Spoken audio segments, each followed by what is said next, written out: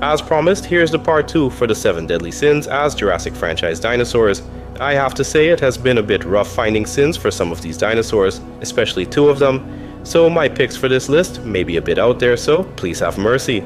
Another quick tidbit for you guys, I know that you're probably expecting all carnivores on this list, but you may be surprised. Alright, we got more sins to cover in this video compared to the first one, so let's jump right. You guys are probably already throwing tomatoes at me through the screen for this pick, but you're just gonna have to hear me out. Greed refers to an excessive desire for material possessions, or simply anything going beyond what one needs, and this sometimes comes at the cost of others. With that being said, you're probably wondering why I picked the most flawed hybrid of the franchise, besides the D-Rex that is. The Scorpius Rex appears in Camp Cretaceous as something that attacks anything that moves and is kinda stupid, or at least has no sort of battle intelligence, as we saw when he tried to fight the Ankylosaurus herd. While other hybrids like the Indoraptor and the White Monster would have exploited the underside of the herbivores, this dude just kept attacking their armor. On top of that, he has breathing issues due to its skull shape, and has a bunch of tumors on its body. With that being said, it does have some sort of sentience and rationale, and we see this a bunch of times in the form of curiosity. But the reason I picked it for greed is the same reason I picked the Night Feeder in a different video, and that's because of its killing habits. Similarly to how the Night Feeder killed all those ceratopsians, the Night Feeder also kills a bunch of dinosaurs without eating them, but it's nowhere near the scale of the Night Feeder. Greed is taking too much, to the point of waste, which also comes at the expense of others. We see the Scorpius attack a herd of bioluminescent Parasaurolophus, and he jumps from one to another, killing, but not eating them. He instead just starts chasing anything that's nearest to him. Most of this is due to him being kinda dumb, as bad as it sounds, since with so much stimulus in the area, he can't help himself, so he tries to eliminate everything in an immediate area that moves. And when everything is still, he becomes calm again. No matter the reason, there is no situation to kill that many dinosaurs just not to eat them, because I'm sure he probably would have eaten a bit off of one carcass, and then wander off to another part of the island, leaving the corpses to rot. The Indominus also does something similar, but she acts so more out of pride, since as far as she's concerned, she is the biggest and baddest thing out there. While dinosaurs don't use currency like we do, we can use their wastefulness from excessive killing as a substitute, and there is no other dinosaur that does this much meaningless killing just to not eat them later, other than the Indominus perhaps. Someone in the first video pointed out that it would have been better suited for a sin such as wrath, and I would have put him as that if the Spinosaurus didn't exist. The raw, unadulterated hatred the Spinosaurus felt for humans outweighs the manic killing the Scorpius does. However, if you guys think another dinosaur could represent greed better than the Scorpius, let me know down in the comments. Our next candidate on the list of sins was just a poor soul that longed for freedom ever since he was created. Continuing the hybrid trend, we have the Indoraptor representing the sin of envy. Envy is a feeling of resentment or sadness towards another person's good fortune or possessions, often accompanied by a strong desire to have those things for oneself, essentially comparing oneself negatively to others and wishing them harm if they can't have it too. The Indoraptor is the only dinosaur, in my opinion, that had a more heartbreaking backstory compared to the Spinosaurus. From the moment he was created, he was tested on constantly and forced to do commands, and if the commands weren't met, he would be punished through electric means mostly. And if you're thought, the Indominus was kept in a small enclosure. This guy was kept in basically a prison cell, with the only interactions being with the humans who put him through pain.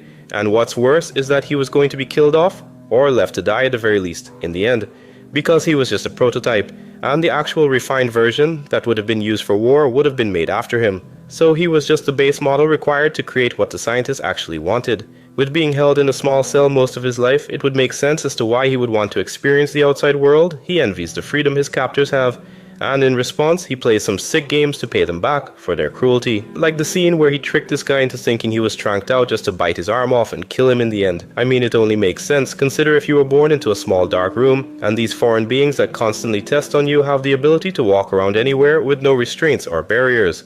I'm sure you would want to experience the exact same feeling of freedom at least once in your life. And if you did have the opportunity to escape, I'm sure you would repay your captors for their hospitality, so to speak. Now, he is obsessed with Maisie, but it's because they both basically share the same DNA, so there is the possibility that he would have imprinted on her. However, it is uncertain if he viewed her as a companion, or if his predatory instincts would kick in at any moment. His desire to interact with her kinda did overrule his need to explore the entire area. I'm sure if Maisie wasn't there, he would have been deep in the forest like a lot of the other dinosaurs trying to map out his new surroundings.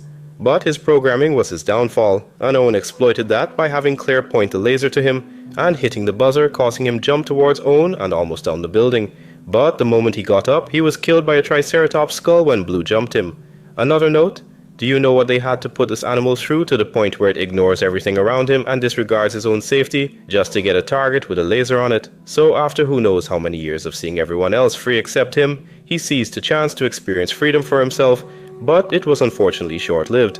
I'm almost certain that the dinosaurs for the next sin were not what you were expecting, and this has mostly to do with how they are portrayed in the franchise. Sloth refers to a state of apathy, laziness, or a deliberate lack of effort, often described as a refusal to engage with life or one's responsibilities, going beyond mere laziness and encompassing a sense of indifference. You know, I've seen most of the dinosaurs in the franchise move about to hunt, fight, or simply defend themselves, which is natural since at the end of the day they are animals.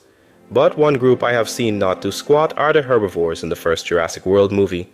The reason I choose the herbivores for the first Jurassic World is because the herbivores that were wild in the other movies are able to defend themselves adequately or leg it if push come to shove, but these guys are just sluggish.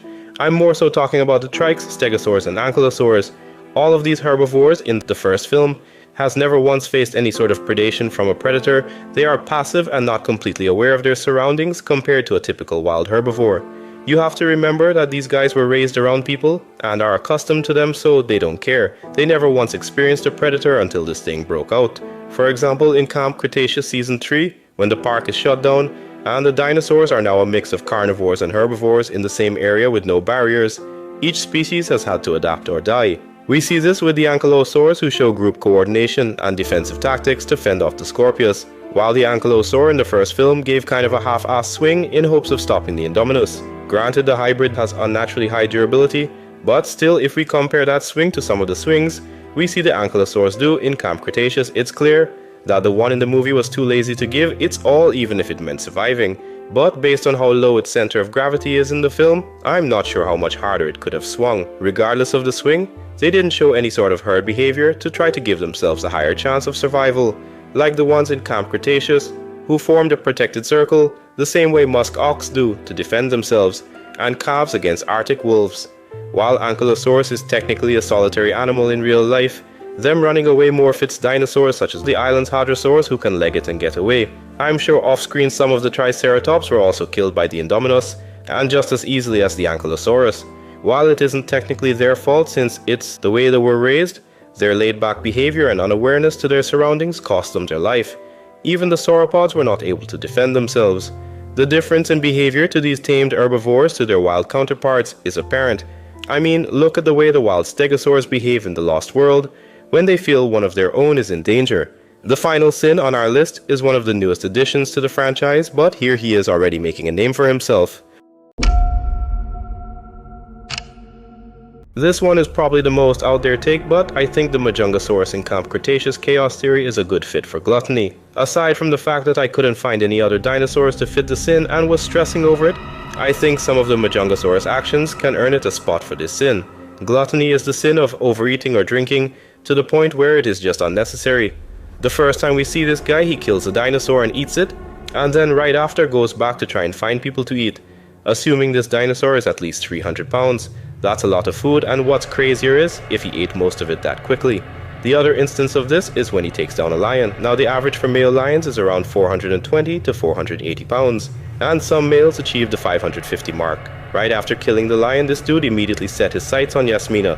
As if there isn't an entire meal right in front of him, he chases the main cast until he finally meets the Suchomimus, and they duke it out with the Majungasaurus winning in the end, and even with a whole dinosaur the same size as him. In front of him, he still attempted to get to the humans on the river, but ultimately he decided to withdraw and eat the already dead dinosaur in front of him.